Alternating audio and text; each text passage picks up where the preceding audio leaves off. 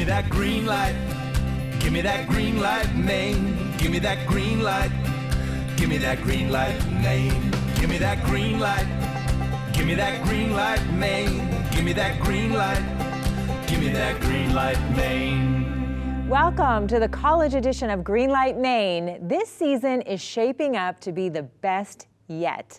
The students are innovators, socially responsible, and have what it takes to bring their companies to the next level.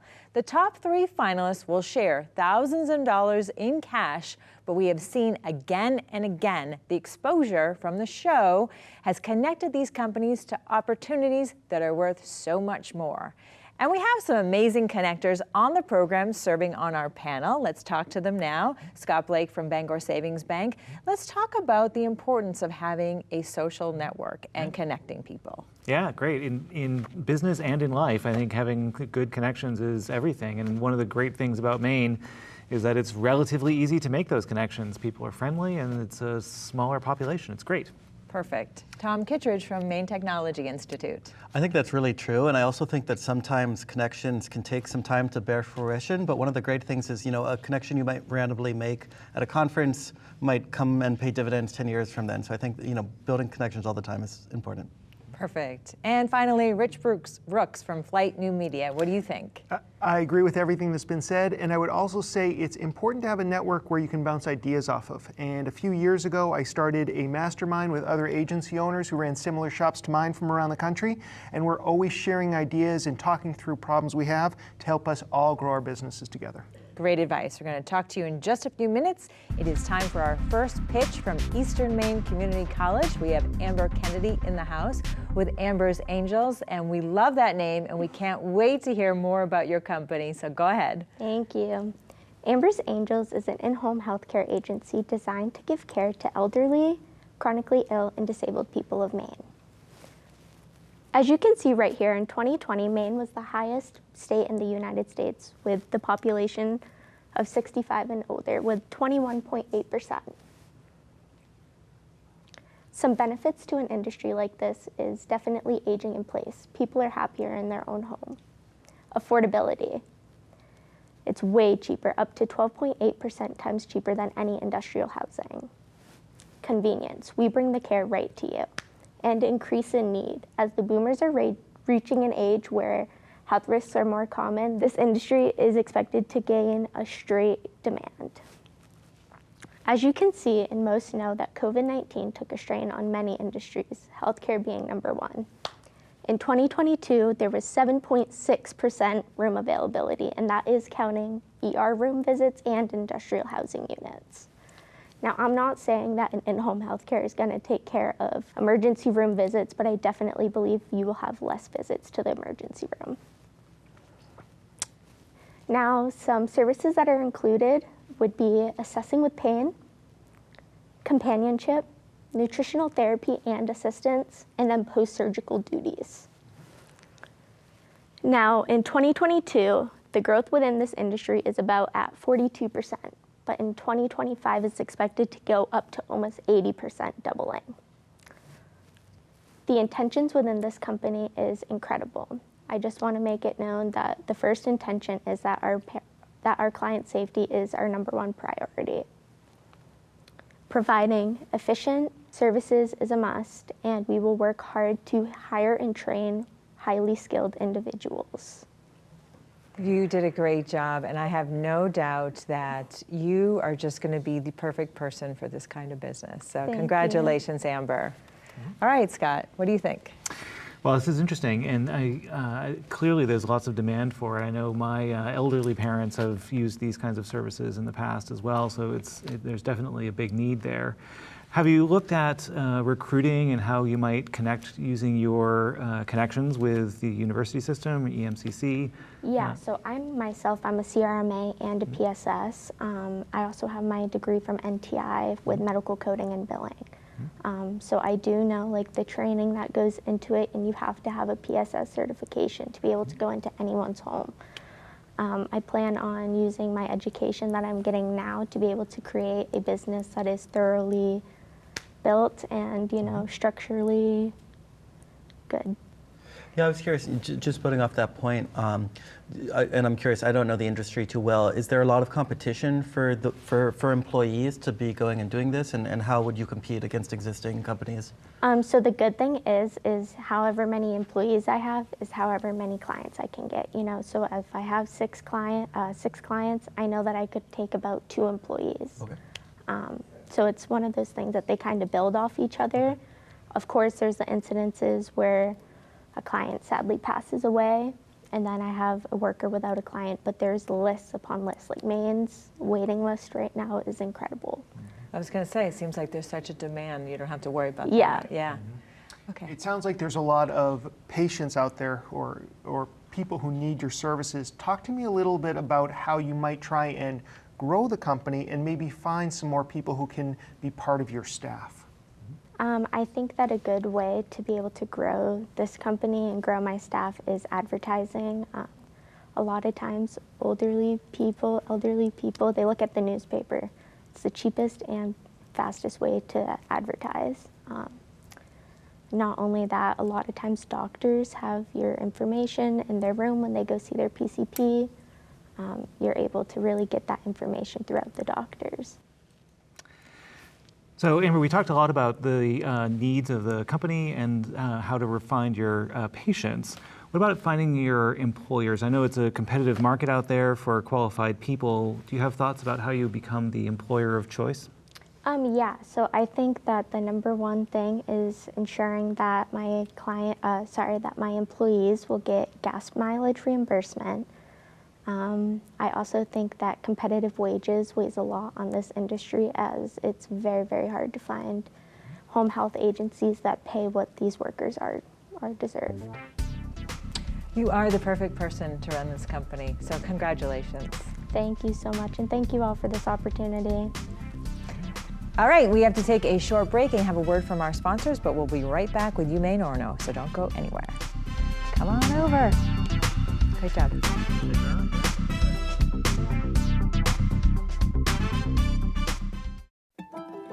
Bangor Savings Bank, committed to investing in its employees, customers, and communities to help create a stronger Northern New England. Bangor Savings Bank. You matter more. Maine Technology Institute, offering grants, loans, and equity investments to help support Maine's innovation economy and committed to supporting new ideas with potential to grow. Visit mainetechnology.org. Hey Maine, how are you? Yes, you. How are you really? It's a question we rarely ask ourselves. But to Northern Light Health, how you are means a lot. Learn more at northernlighthealth.org/howareyou. Welcome back to the college edition of Greenlight Maine. Next up, we have the University of Maine at Orono with some very savvy engineers with us today. We have Alex Meir and Dylan Dunton, and the name of your company is My Pocket Workshop. We can't wait to hear all about it, so whenever you're ready. That's right. Well, as you said, I'm Alex, and this is Dylan. Hello. We're two makers with a recurring problem. See, ever since we've been kids, it was so easy to go to the hardware store and get wood to work on our projects. And that's well and good if you're making something like a bookend or a chair. But we makers, we like to make dynamic projects, so we're often going to 30 different online vendors trying to find niche hardware, and we wind up paying shipping on all those items.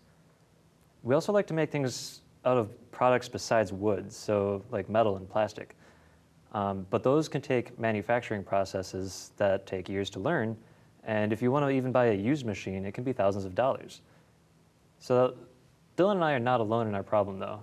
In fact, we represent the majority demographic of our target market in that we're college-educated males.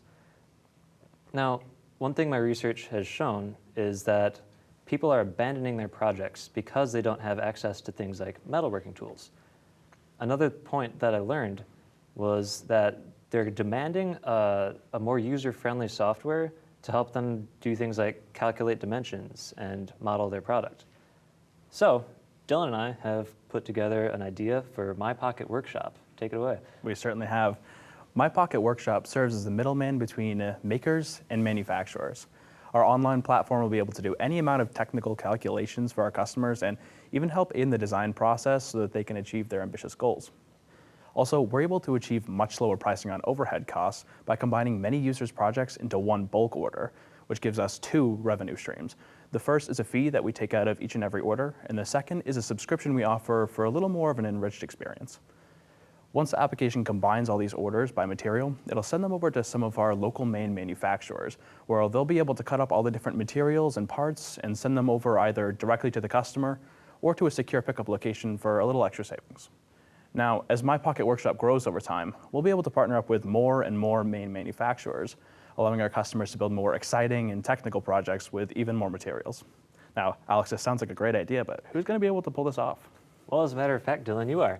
Perfect. See, Dylan is our technical wizard. He's going to the University of Maine to study electrical and computer engineering, and he's great at data analytics. In fact, he's even written our website, mypocketworkshop.com.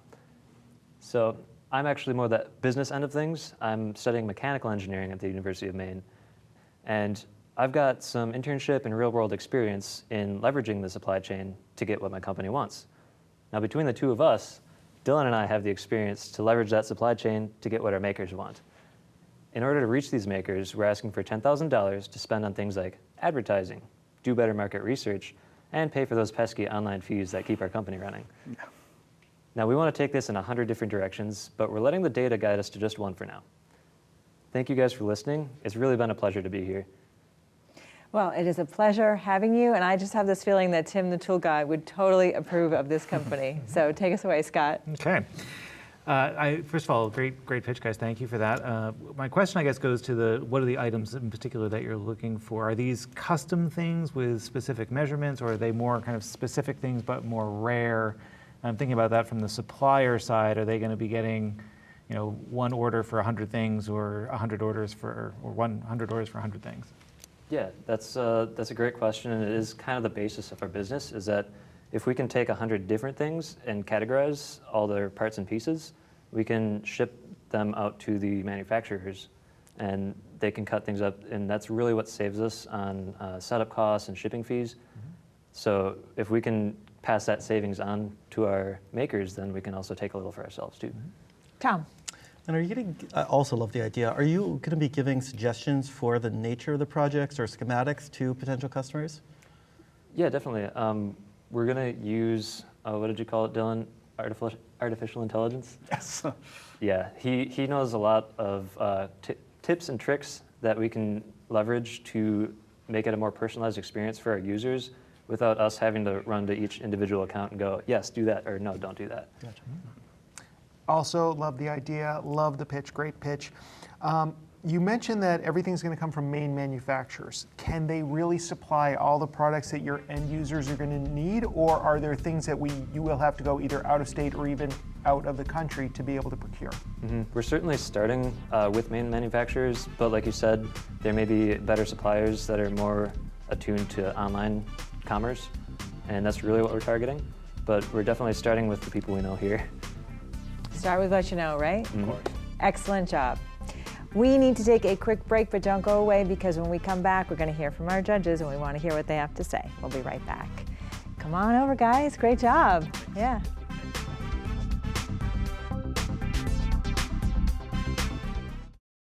Through their efforts to support Maine entrepreneurs who are growing our economy, Greenlight Maine is making our state a better place to start and operate a business. For these efforts and the creation of a robust entrepreneurial ecosystem, the Harold Alfond Institute for Business Innovation at Thomas College is proud to be a sponsor of Greenlight Maine. FAME came along at a time when we really needed somebody to believe in our mission. It's so nice to have somebody actually try to understand what we're doing. FAME helps Maine businesses and lenders get to yes for their financing needs. Thank you, FAME. Thank you, FAME. Thank you, FAME.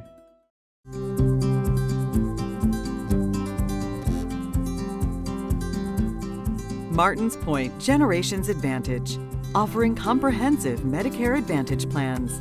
Information at martinspoint.org.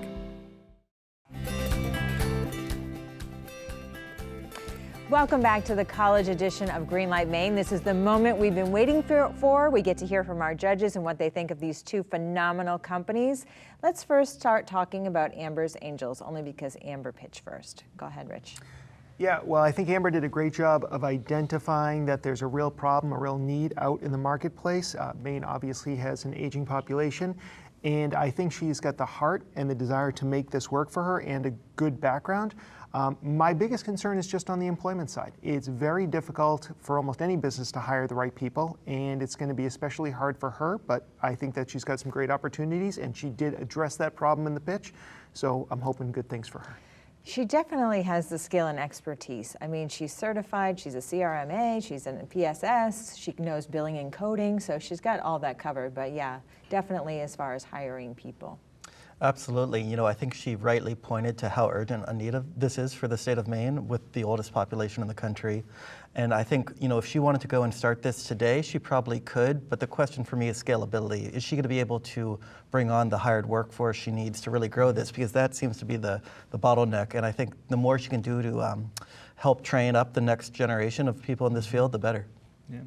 Yeah, I think we're all very much on the same page on this one. There's clearly a tremendous demand for this service, but the challenge is going to be the competition for the workers. There's a shortage in many of these fields right now, and that's going to be the tough thing. I think if she can find a way to differentiate, become an employer of choice, then maybe the sky's the limit. Great advice. Okay, switching gears now to My Pocket Workshop. Those guys are from the University of Maine, Orono, Foster Center for Innovation. They always show up big in this competition. Yeah, very exciting plan and great pitch. I have a lot of excitement around what they're creating. I do have some concerns around quality control, like how are the products going to arrive, and some of those things that I think they still need to work out. But I think this could be a real growth opportunity for them, and it's definitely a very scalable idea. Absolutely. I agree. I thought it was an excellent pitch, and you know, we had the opportunity to speak with them behind the scene, and they had great answers to our questions. For me, the real question is around the business model. So part of what they're hoping to do is bulk order from manufacturers and pass on those savings to their customers. But are they able to take enough money in that in-between space to still be able to pass on those savings? That's what I'd like to see. Yeah. Yeah, I think that's right. It's, you know, I think about it in terms of the consumer, where they can reach out to their target market and get them to come to their website and do their ordering, but also from the perspective of the manufacturers and how they're going to be able to get the scale that they need out of the orders or to deliver them in the way they want to. Right, so it's kind of like twofold, because if they get the makers, that's one channel, and then they definitely need to start with the manufacturers to get up and running, which might be their tough part, but once they get up and running, they're Absolutely. all set. Yeah. Okay, so let's fast forward now. Let's just say in the next round you were able to sit down with them and review their business plan. What are some of the things that you would be looking for? Let's just start with My Pocket Workshop. For My Pocket Workshop, you know, to kind of touch on what Scott said, I think they need to develop some relationships with some of these manufacturers and make sure there's interest on their side, because that's going to be required. And I'd also like to think about how do you market this to people so that they know that this exists, because it's a great idea, everybody gets excited about it, but it's always about kind of breaking through and reaching that audience you haven't talked to yet. Perfect. Yeah, building on that market idea, you know, they identified their initial beachhead market as college-educated men, which makes sense. That's their background and their connections. But I'd like them to start thinking about how do we broaden who we're serving and bring in other folks as well. Yeah, I think that's a great point. Diversity, of course, reaching out to women and others in that vein, but also I'm a college-educated man, and I'm not allowed to do projects around the house that require a tool more complex than a screwdriver. So reaching out to folks like me might be nice too, as a longer term, as a way for folks to break into that kind of project work. Yeah, you want to build confidence in people who have an interest but have never built a thing before. Exactly. Yes, I also am part of that group.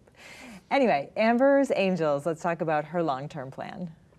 I think for her, it would just be about how are you going to differentiate yourself to attract your employers? You will probably never have to worry about your client base, especially where she's planning on starting. Is there something that you can offer beyond gas mileage and higher pay? And maybe that's enough, but so that you can start to scale it beyond just those two counties throughout Maine and maybe continue to grow this, because I think her heart's in the right place, and if she can provide this type of service to a wider audience, then she's going to do really, really well. Yeah, she's very marketable. She's really passionate. She is the perfect person to have a business like this. She's very caring. Absolutely. And also, you know, just working through the insurance and the reimbursements, because obviously that will be a really important part. So making sure she understands and has started down that road. Yeah, building off Rich's point, I think starting from a good solid base, an area that you know, getting the business off the ground, hopefully with enough margin to start thinking about maybe there is a franchise there. If she can be an employer with heart and really be attractive to the target employment base, maybe that could be expanded beyond those counties and maybe even beyond Maine. Great name for a franchise, for sure. Well, thank you so much. You three serve as great mentors to all these students, so I just want to say thank you and just really congratulations, because this season has been so successful this far. Absolutely. All right, we have to take a short break. When we come back, we'll have our winner, so don't go away.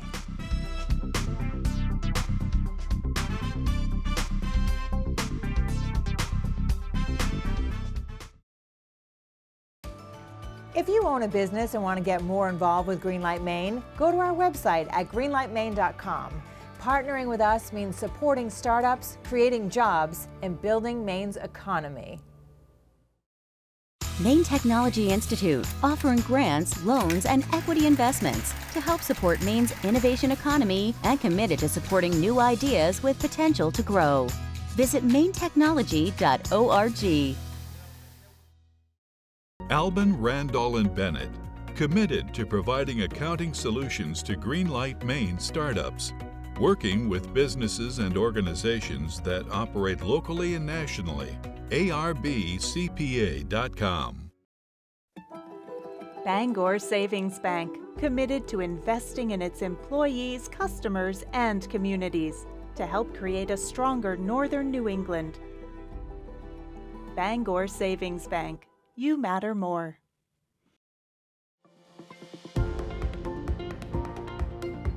It truly would be hard to be a successful entrepreneur without customers. In fact, in the world of entrepreneurship, we like to say, no customers, no business. That has never been more true in the world where business is now conducted online and in a digital context.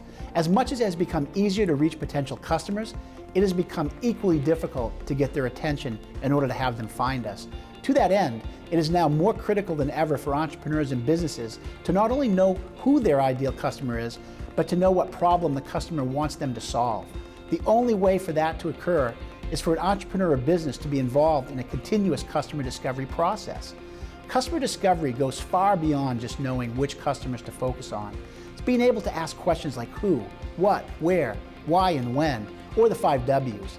This step is actually called the empathy stage in customer discovery, as it requires that we put ourselves in our customer's shoes when we ask these questions. The other part of the empathy stage is that we must listen to and observe the customer as they interact with our product or service. In most cases, an entrepreneur will learn far more as to what a customer really wants when they see what they do versus what they say. Welcome back to the Greenlight Maine College Edition. We're moments away from finding out who gets the green light today. We saw 2 amazing pitches from Amber's Angels and My Pocket Workshop. And judges, I'm going to count you down from 3. 3, 2, 1. And that means My Pocket Workshop gets the green light and is moving on in the competition. Congratulations to Dylan and Alex. You did a great job.